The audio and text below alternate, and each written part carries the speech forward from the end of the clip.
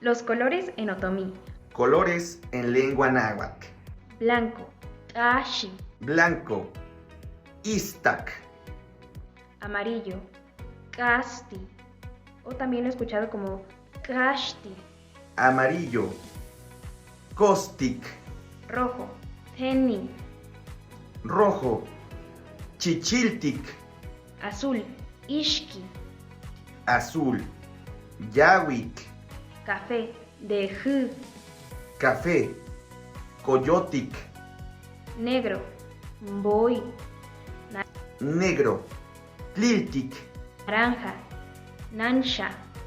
Naranja, chichilcostic.